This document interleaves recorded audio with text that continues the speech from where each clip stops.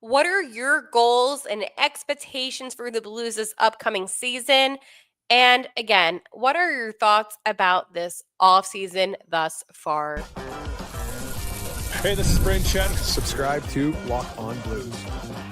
You're Locked On Blues, your daily podcast on the St. Louis Blues.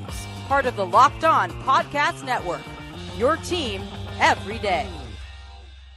And welcome back to Locked On Blues. I am your host of Locked On Blues, Haley Taylor Simon, talking to you all things about our St. Louis Blues here in the Locked On Podcast Network, your team every day. Today on Locked On Blues, I want to talk to you about my thoughts regarding the offseason, but I also want to answer some questions that fans have had because I feel like there is a lot of open discussion about certain things that happened in the offseason, things that people agree with me, things that people disagree with me on. And I think that's okay. But I think having this being a live video today gives you an opportunity to interact, to engage, ask questions if you choose to do so. So that way you are a part of the conversation because, again, this is about you, not about my thoughts all the time. I also want to let you know that today's episode is brought to you by Monarch Money. Take control of your finances with Monarch Money. Use code LOCKEDONNHL at monarchmoney.com for 50% off your first year. I hope everybody is having a good Friday again. Thank you so much for watching today's episode of Locked On Blues. All week, I've been doing my off-season thoughts. And I like to dedicate weeks to themes in a sense for whatever reason that makes it easier for me to sort out what's going on in my head. And this off season, I have to tell you, I don't know if I liked it. I don't know if I liked it. I think the draft, obviously getting Justin Carbonneau was good. However, when I look past the draft and I think about Zach Bolduc not being a part of the Blues anymore, yeah, I don't like that at all. I am totally against what happened with that trade. And it has nothing to do with Logan's past, Logan Mayhew. And this was something that I guess got a little controversial in my last video I did yesterday with Russ, is that people think that me bringing this up to somebody who's covered all these NHL teams, that I wanted his opinion on it. We have a comment actually, and today's episode is going to be more fluid because I want, again, you to be the vocal point of the show. This is from Dustin Miller. Dustin, first off, thank you so much for tuning in and watching Locked On Blues. I appreciate you. And Dustin said, so before everyone hates on the Bolduc trade, and yes, it sucks to lose him, but the depth we have at wing is deep. And in order to look at Dvorsky getting brought up, we have to make room. And Dustin, I'm going to put your comment actually on the show so people can see it. I do like that point, and I think that is a very fair point. I think that the Blues, when it comes to having depth with the wing position, no doubt about that. And we know defensively they don't have that.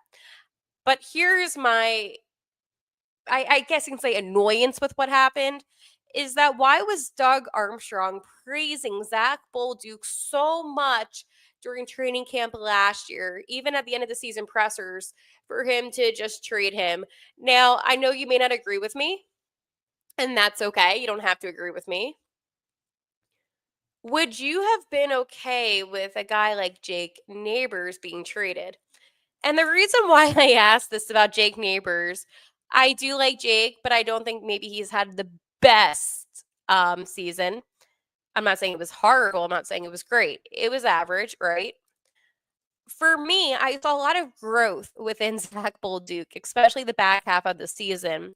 When he went to Springfield and instead of having a break, he continued to play hockey just so he could improve. That to me is what being a Blue is all about. It's being a hard worker on and off the ice.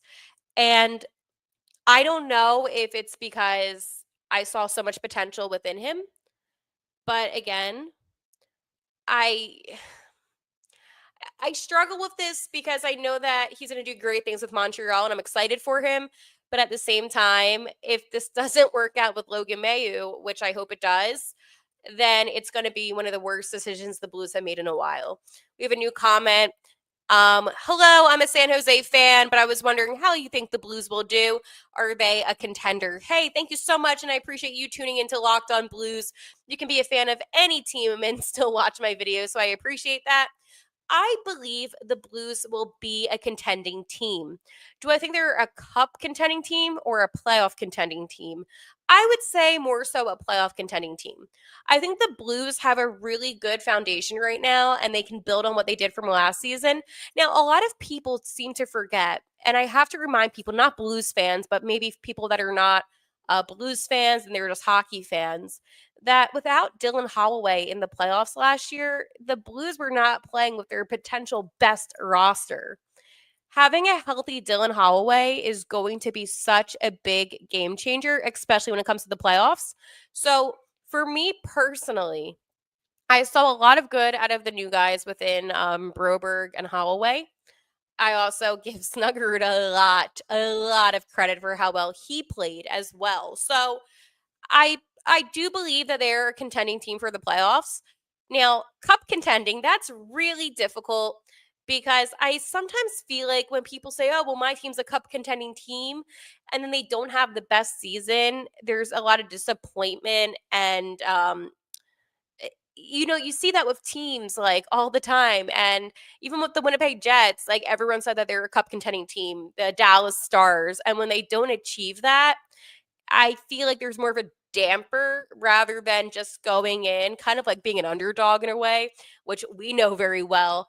And you exceed expectations. You never want to set expectations too high to where if you don't achieve them, it's going to be really disappointing. I think sometimes setting minimal expectations, that could be the best scenario. Dustin replied to the Holloway comment. I have a lot of comments. Today is a fun episode of Locked On Blues, by the way, where I am doing a Q&A. So you can ask the questions that you want me to answer, and the chat can answer all about the Blues and this upcoming season. I talked about Jake Neighbors and if the Blues should have traded him. Dustin said, no, because I think Neighbors had a sophomore slump, sort of. As Balducos, I feel like he reached his potential height with us. He may be better off at another team, but likely the ceiling was here for him. Dustin, and I respect Dustin. I appreciate you, Dustin. I still feel like Bolduc had a little bit more in him where he could have improved on. I really do. I think that he is a very talented player. And again, I'm not trying to come on here and act like he was the best player that I've ever seen play hockey. He wasn't.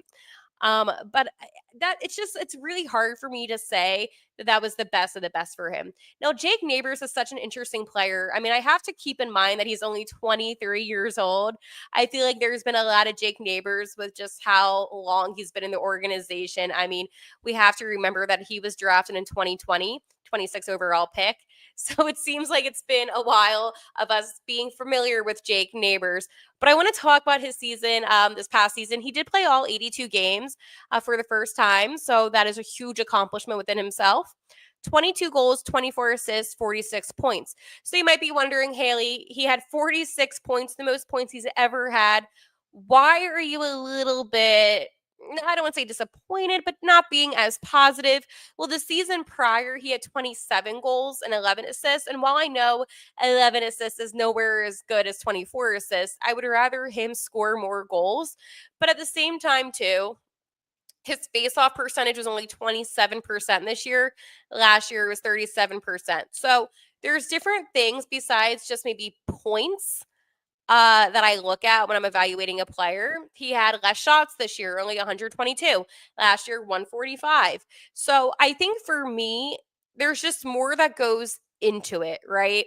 Now, he did have almost equal ice time, about 15 minutes and 42 seconds. So that's fine. But I look at other things, other than just the points. We have a comment saying, I'm so excited for a healthy Holloway. And this is the thing. I had a lot of Edmonton Oilers fans come at me when the Blues got eliminated from the playoffs when they lost to the Jets. And they all said, Dylan Holloway didn't show up. Yeah, because he was injured. Like, what do you mean? I think the thing with Dylan Holloway is that he is such a phenomenal player, and he really did change the course of this team. So much so that Blues' GM, Doug Armstrong, said that this sped up the Blues' process by 3 years, which is a huge thing considering it was worth the money. The offer sheets were worth the money. I know that was a big question last offseason. Hey, is this worth it? I believe it was. I think any single person that's a Blues fan will say that they believe that it was because the talent with Holloway and Broberg is exceptional. And you have to then think about extending them, which is a conversation that we're going to have. But again, I really believe, and mark my words on this, Dylan Holloway is going to be somebody that the Oilers are going to regret.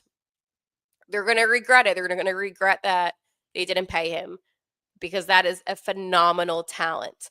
We're going to continue this Q&A session. Please leave your comments. I see a lot of comments already, but I want to tell you about Monarch Money, who is sponsoring today's episode, and then I'm going to get back to all of your comments.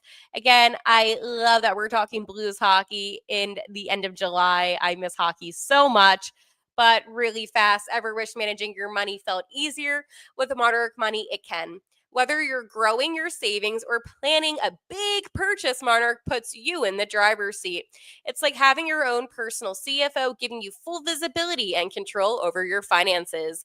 Monarch Money is more than just a budgeting app. It's a complete financial command center. You can track all of your accounts, investments, and spending in one place. So in addition to managing your money, you're also building wealth. For me personally, having all of my money managing apps in one place makes my life easier. And I also feel like I am saving more money, which allows me to do things like buying really bad Blues knockoff sweaters. Oh, wait, I did that. So maybe I just need to buy the real thing. Take control of your finances with Monarch Money and use code LOCKEDONNHL at monarchmoney.com for 50% off your first year. That's monarchmoney.com, code LOCKEDONNHL for half off your first year. For those that don't know, and I don't know if you can see, but behind me, I have a knockoff Robert Thomas jersey, and it's really, really bad. And I was so excited about the new sweaters, obviously, the new note. I bought the hat off of the official website, but I was like, there's no sweaters. So I made my own custom one. Yeah, it's a mess. It's really, really bad. And it went kind of like viral on my Twitter at Locked On Blues of people making fun of it. So if you haven't checked it out, please do so because the picture does not do justice for how bad it is. But for me personally, I find it really funny and I like to have it in the back of my videos now because it makes me laugh. I'm like, wow, this is a really bad sweater. And yeah, so guess how much it was. Anyways, let's continue the conversation. Again, this is an open Q&A session where we're talking all things STL Blues.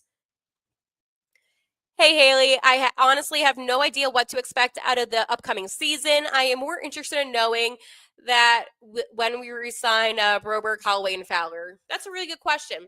So I actually, ironically, just kind of talked about this. But the Blues should re-sign Broberg, Holloway, and Fowler. I'm a huge Cam Fowler fan. And I think I've talked about this in an episode. Maybe it was yesterday's episode. But I did talk about Cam Fowler. I really believe that he played some of his best hockey with the Blues last season. Now, I know he played over 990 plus games with the Anaheim Ducks. But for whatever reason, Fowler is really thriving to the game plan here in St. Louis. And I think that is something that you need to hold on to. And I understand that we have a lot of defensemen that are 30 plus years old. And I am not naive to that at all. And you want to get younger defensively. But at the same time, if a player is performing as well as Cam Fowler is, you want to keep him. So I would say for Cam Fowler, I would extend him for 2 years.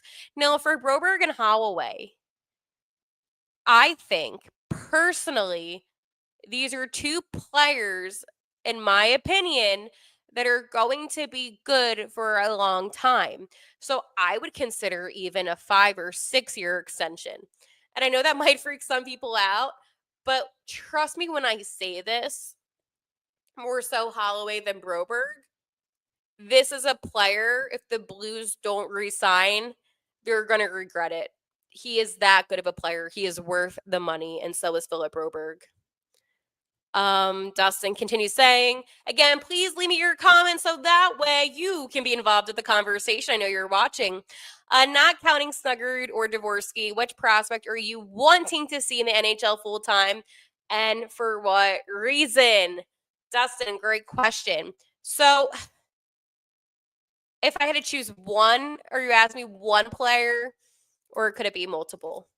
Now, if it's one player,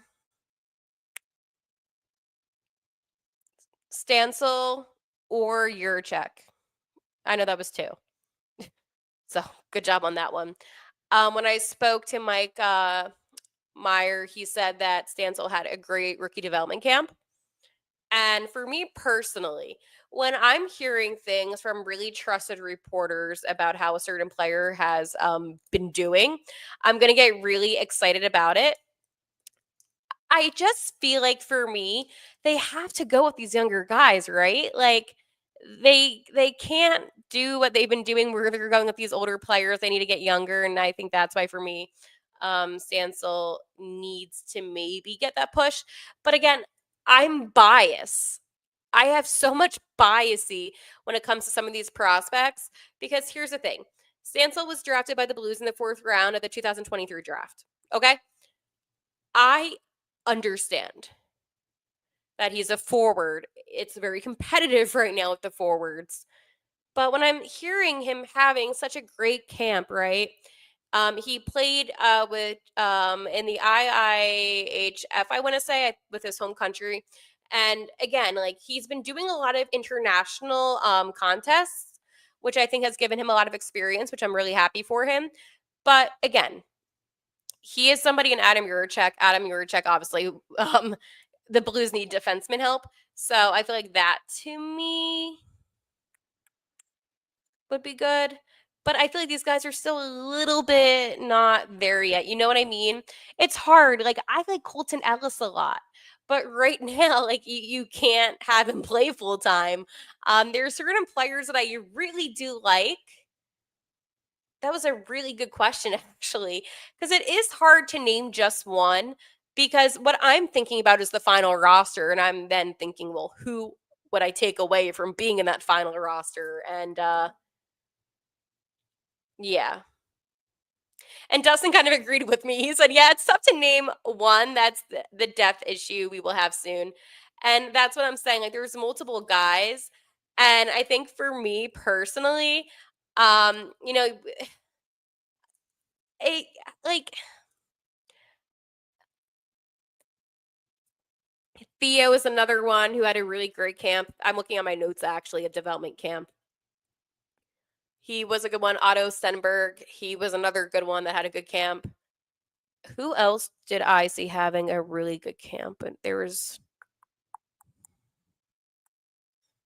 no, it was just Theo and Otto that I had besides the other two guys.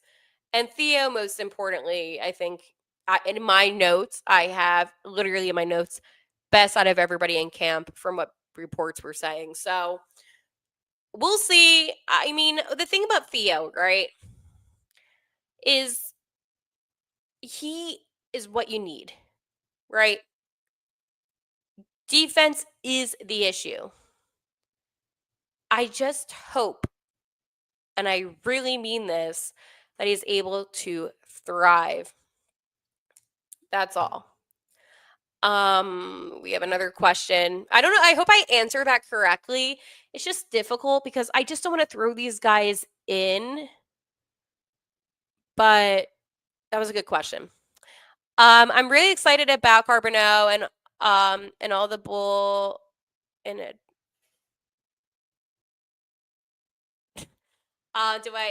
He's Justin Carbonneau is not going to make the team this year.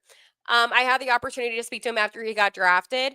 And, you know, he has everything that the Blues want in a player, but I just personally think he needs more time to develop. He's still young, and that's okay. I mean, he was drafted at 19th overall, and while I feel like he fell back, which I was very surprised about, mind you, very surprised, I think that it's really difficult to come out of the draft not in the top 5 and make the team the first year. I think it's a really difficult thing and a place to be in.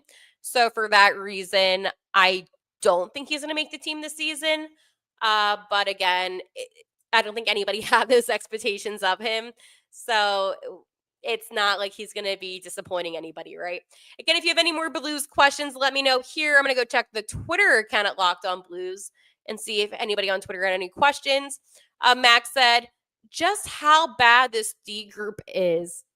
Oh, you see, here we go again. I think we have the firepower to be a top 7-8 team in the league. But if the D group is as bad as last year, it changes nothing. Trading Bolduc and only getting a lottery ticket of a player is horrible. Well, okay. I am not a fan of the Bolduc trade. And we know that. I talked about that. And again, I want to emphasize it has nothing to do with Logan Mayhew's past. It is for the fact that he played 7 games in the NHL. Didn't do great, okay? However, he did do really well in the AHL, especially a couple of seasons ago when he was an all-star. So for that, I feel like there is promise. The Blues' defensive core, sure, it's not so great. I was not surprised that they put Nick Leddy on waivers. I still think they're going to try to get rid of Justin Folk somehow. But it's deeper than that, right? You see, the Blues do have really good defensive prospects. And as I talked about, they might need more time. However, I do like Tyler Tucker a lot. I watched him actually with the Thunderbirds a good amount. I'm huge into the AHL, so I go to a lot of AHL games for fun. And Tucker, I said this once and I'll say it again. I probably said this honestly a solid 50 times. But I do believe that he works extremely hard on the ice physically. And sometimes, yeah, he'll take stupid penalties. Is it okay? No. But that's why he's on the third pair, because he's not going to be anything higher than that. And that's not an insult. It's just a factual statement of Tyler Tucker and his game. But the third pair is just as important as the first pair. You know, maybe you're not getting as much ice time, but again, and I hate to say this, but with defensemen, you need to be valuable. And if you're not being valuable, it's kind of like the whole Matthew Kessel situation. I know he just got engaged, so I'm not trying to be a damper right now. He didn't play good last year when he got called up. Scott Perunovich, same thing. I like Scott. I spoke to Scott after he got traded. But this team cannot hold on to players if they're not going to hold up their end of the deal. And I think with Perunovich being traded, and I know that this was last season, but I think it holds true to maybe this season. It shows you that Doug Armstrong is not going to hold on to players that are not going to fit the system. This is the first full season that we have of Coach Montgomery coaching this team. We didn't have that last year. We had Bannister before he got fired. So for me, I'm expecting these players to play with 101 million %. I know, big percentage. But seriously, with the defense being the way that it is, they need to. You can't have players hanging around by the net, not doing anything.